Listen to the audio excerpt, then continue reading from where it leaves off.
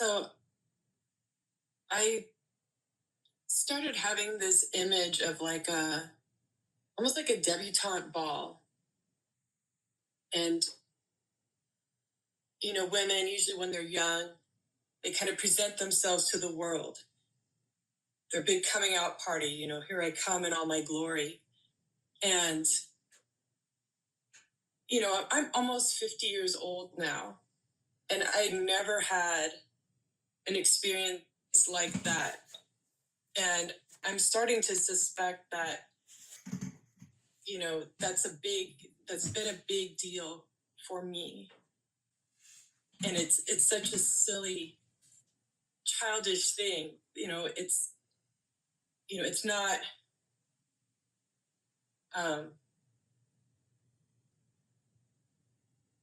it's about as real as social media and the stuff that people put out to make themselves look perfect, you know?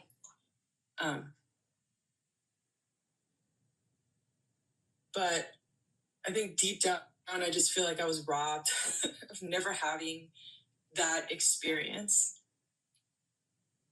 That is very beautiful also. We can be robbed of things that it is normal because we are human and we want to be able to more or less in our developing years to fit into the world that is there, to feel like we belong. And even though it has that, it's taken in that social way, like I'm making myself known to the world in all my glory, as you say. See, the context is not correct, but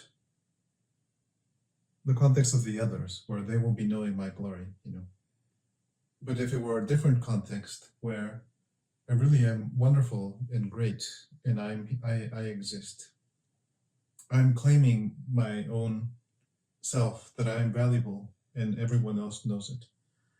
So in the right setting, I would say, of course, it is relative, but the right setting here would be the setting of your own knowing of your own self in the deepest way, like your own conscience, like I am valuable. In not because of any attribute that I have, just because I simply exist. That is my value, that is my glory. So here we have the opportunity to be debutantes every single time that we meet. We can come out and show our glory and recognize I am valuable simply because I am. What do you mean? There's nothing I need to achieve or do or have a quality to be valuable and wonderful. So you see the outward version of it in society, what it really is actually for is this, the inner value. It is the inner value which is not dependent on the circumstance or the attributes or the different functions. We are valuable implicitly because we exist. But to not have that be validated in the social setting, which is of course somewhat superficial, but that superficial validation could lead to someone realizing, oh, actually I'm great no matter what, regardless of this whatever dress or circumstance. So it could be the beginning of the true valuing of ourselves. At the same time, many of us are robbed of ordinary experiences like, oh, I never really was able to fit in or have friends or basic things, because of the poverty of our environment when we were growing up. The poverty doesn't necessarily mean monetary. It can be a different sort of poverty or trauma or terrible circumstances. And so we are robbed of basically developmental stages when the human is growing up. There are clear stages that we go through. And if those around us are not functional enough in their nervous system to be there for us, then we will miss that developmental stage.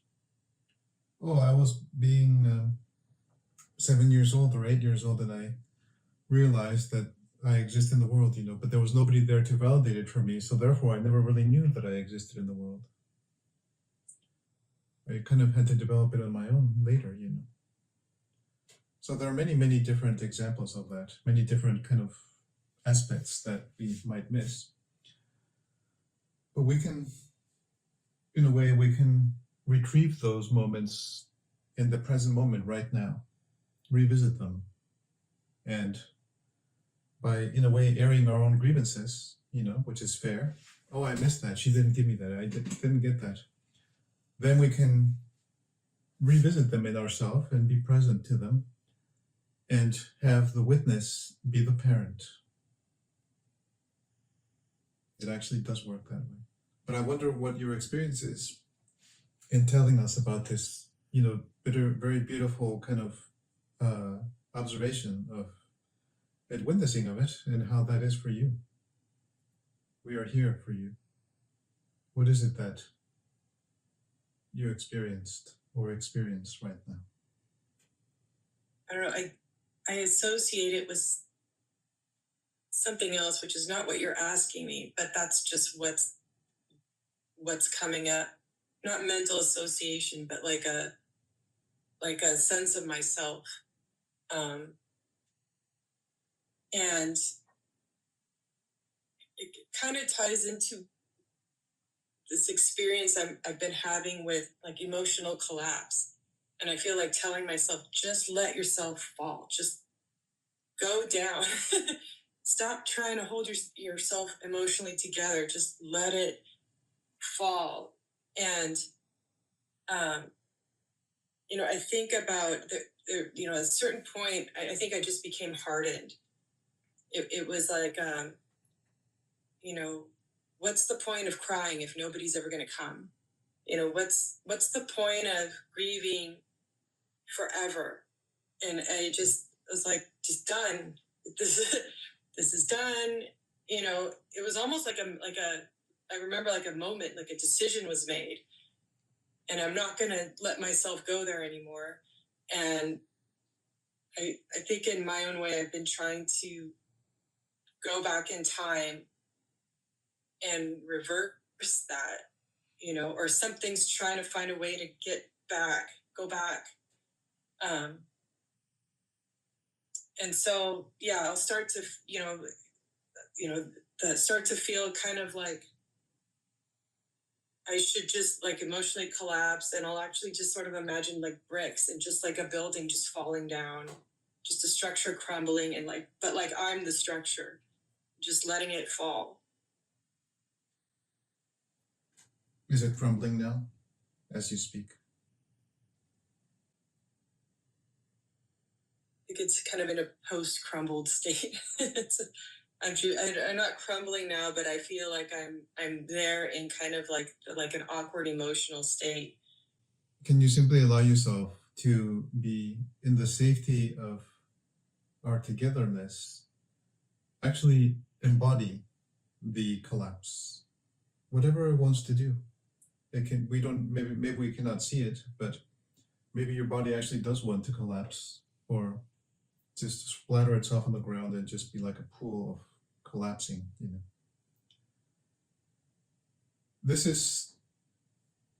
is very beautiful that you have such an access to the imagery of it, and that is inaccessible to most, so you have access to that.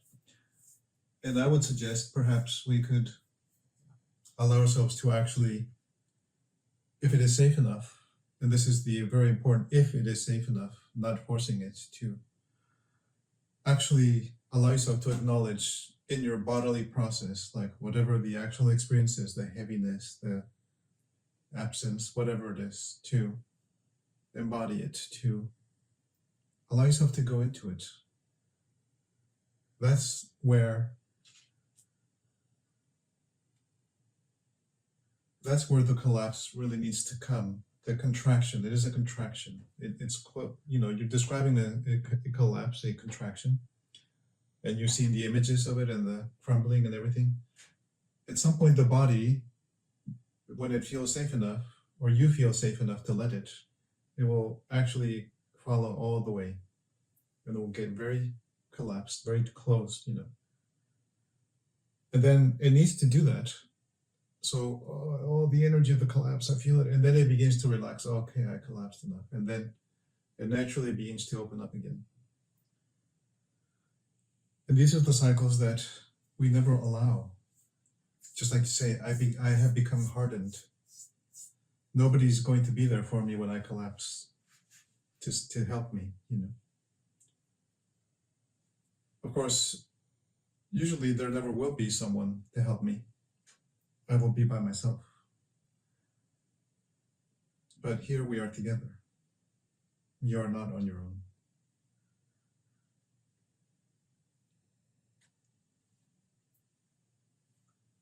What you're describing here is what nobody will ever let themselves go through, for the most part.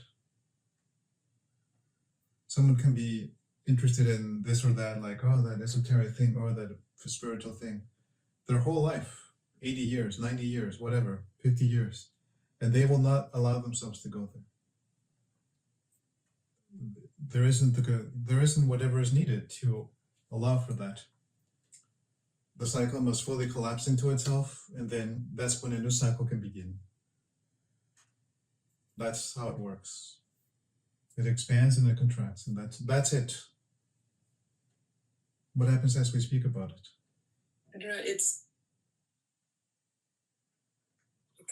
feels like awkward, and then after that I feel a little lighter.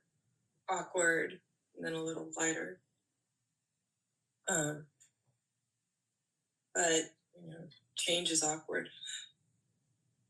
Well, it's a sensation. It's just a little disoriented, just a little, what's the word?